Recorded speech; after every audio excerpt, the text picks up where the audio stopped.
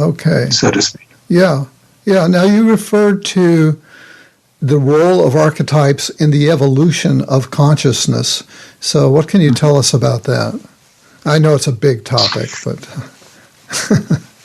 Well, my work for the past, nearly 20 years has been focused on what I began to discover in my clinical practice, which was that with an increasing number of people, clients who came in, they were bringing clinical material that didn't fit the clinical models, which I understood and in which I was trained. Of course, a lot of people did, but there was a growing number who did not.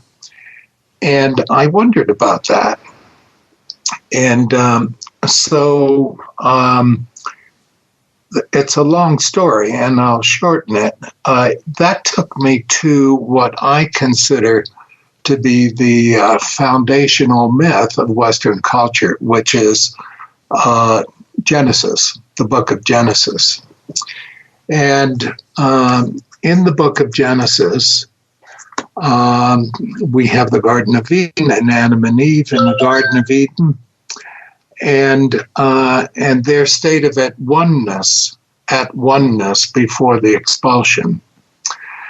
And after they eat of the fruit of the tree of knowledge, the very first thing that happens is the birth of reflective consciousness, because they realize for the first time that they are naked. And that realization was the first manifestation of reflective consciousness, which is characteristic of our species. And and then as I worked with that myth, what I came to realize was that the expulsion had a teleology, and that was to move our species from the unreflective, non-reflective at oneness with nature in the garden prior to the expulsion to post-expulsion, where that was the birth, the beginning of the evolution of what we know today as Western consciousness and Western civilization.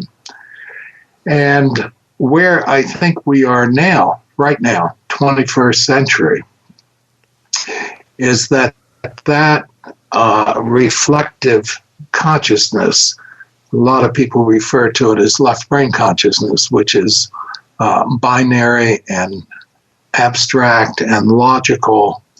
A lot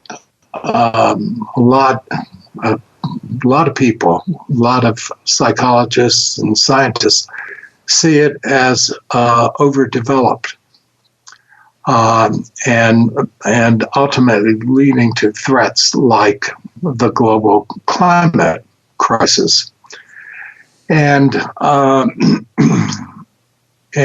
so the question is, what is to be done about that? Well, putting the pieces together, what I came to realize was that the different kind of clinical material that people were bringing into my practice was reflective of right brain consciousness, which is more intuitive, more feeling, less abstract, and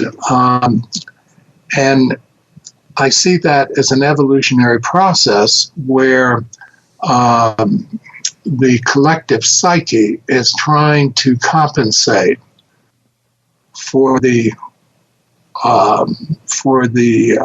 overdevelopment of the left brain psyche. We all know that the climate crisis is a threat to our species, let alone to the earth. And yet, as witnessed by American politics right now, Notwithstanding the fact that we know that, we behave in a self-destructive, if not suicidal, way. And one of the things that Darwin commented on was that characteristic of evolution is that organs and species that become overspecialized become extinct. And that's where we are if we do not have an adequate compensation for the overdevelopment of our left brain consciousness. Okay, well,